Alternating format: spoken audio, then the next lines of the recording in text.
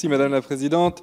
Madame la Ministre, le 2 février dernier, Fincantieri signait le rachat de 50% du capital de STX, les anciens chantiers navals de l'Atlantique, pour 59,7 millions d'euros. Après la nationalisation partielle, l'État a accepté de prêter 1% à l'armateur italien, lui garantissant le contrôle de l'entreprise. Mais l'accord comporte une autre clause, le rapprochement de Fincantieri et de Naval Group, l'ancien des CNS. Pourtant, ce rapprochement avait été empêché par 2 fois durant le quinquennat précédent par le ministère de la Défense. Celui-ci craignait qu'un partenariat déséquilibré conduisît à brader Naval Group. Or, depuis septembre 2017, le rapprochement n'est apparemment plus un problème. Les gouvernements français et italiens ont mis en place des groupes de travail à l'œuvre depuis des mois. Mais de ce processus, rien de substantiel ne filtre. Le risque de voir la France se défaire une fois encore de capacités industrielles stratégiques revient comme un spectre. Le terme stratégique est particulièrement adapté puisque sans Naval Group, pas de force de dissuasion, pas de sous-marins nucléaires d'attaque, pas de porte-avions, pas de sous-marins nucléaires lanceurs d'engins, y compris pour permettre à Emmanuel Macron de faire sa com. La représentation nationale a beau s'inquiéter et demander des précisions, on lui oppose de manière constante une communication fondée sur le mythe des coopérations gagnant-gagnant.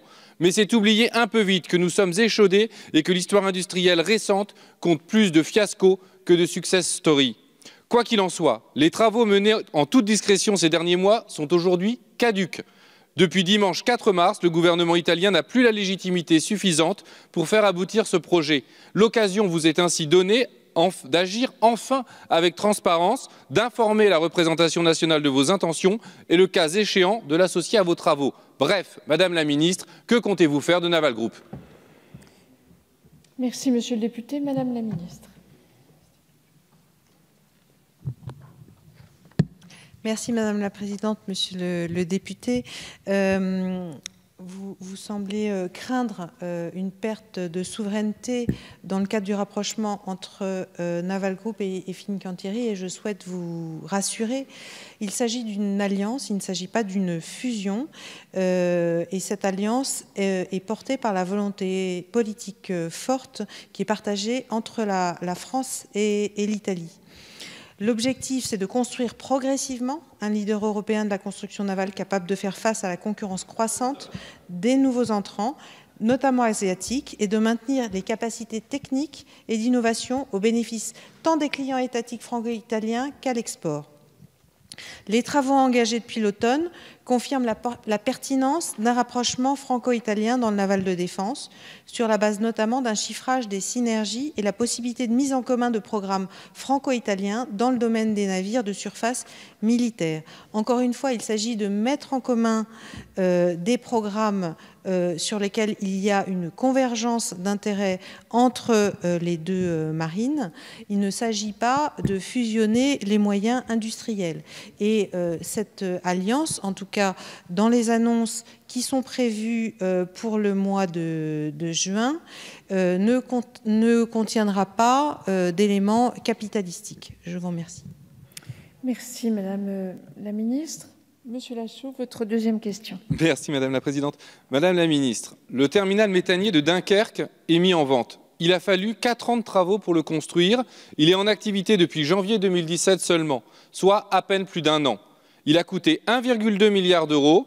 EDF en est actionnaire majoritaire avec 65% du capital. Et je le rappelle, l'État est actionnaire majoritaire d'EDF avec 83% du capital. C'est donc encore une fois le patrimoine de la France qui passe aux mains du privé. Cette fois, c'est le Belge Fluxys qui ramasse la mise. EDF cède la totalité de ses actifs. Total le suit en cédant 10% du capital. Pourtant, le site de Dunkerque est manifestement stratégique. Il couvre 20% des besoins en gaz naturel de la France et de la Belgique. Or, s'il est bien évident qu'il faudra en finir avec l'exploitation des ressources fossiles, tout le monde sait que le gaz naturel est infiniment moins polluant que le pétrole. Comment prétendre entamer la transition écologique dont la France et le monde ont besoin en renonçant aux infrastructures qui lui sont nécessaires? Comment prétendre être maître de notre destin quand nous les laissons accaparer par des entreprises étrangères? En plus d'être stratégique, ce terminal est rentable puisqu'en 1 an, il a généré un excédent brut d'exploitation de 140 millions d'euros. Bien sûr, vous justifierez la vente en précisant que sur le marché, ce genre de profit n'est vraiment pas attrayant. Mais alors, on peine à croire qu'on ait pu trouver si facilement un acquéreur. Fluxys serait-il naïf? Serait-ce qu'en vendant, nous faisons une bonne affaire? Il serait temps d'arrêter de nous servir les mêmes rengaines. Non, l'État n'a pas vocation à faire des bénéfices, à gérer ses actifs comme un trader ou spéculer sur le marché de l'énergie. Il n'a pas non plus vocation à investir des milliards pour finalement se faire détrousser par la première entreprise venue. Quant à votre dernier argument, EDF doit être désendetté. La belle affaire. Encore une fois, les libéraux font des dettes et en profitent pour justifier la grande braderie. Rappelons aussi que cet endettement, c'est la filière nucléaire et non le gaz qui l'explique. Pour ceux qui ne pensent que par chiffres, voilà encore une bonne raison d'en sortir. Une fois examinées toutes ces raisons, comment pourrez-vous justifier, Madame la Ministre, que l'État, à travers EDF, renonce à une installation stratégique et pourvoyeuse d'emplois? Merci, Monsieur le député. Madame la Ministre. Merci, Madame la Présidente. Monsieur le député, vous êtes inquiet de cette cession par EDF du terminal méthanier de Dunkerque. Elle ne nous a pas semblé problématique.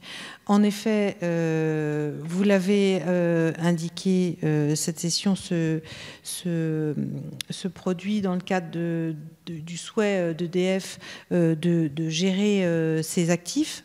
EDF a un programme d'investissement lourd dans les énergies renouvelables, dans le nucléaire. Il y a donc des choix à faire et ces choix ont été faits avec la cession du terminal. Cette cession n'a pas semblé être un coin mis dans notre souveraineté dès lors que le transport du gaz étant une activité régulée, il ne s'agit pas d'une cession qui mette en danger l'approvisionnement en gaz de la France. Je vous remercie.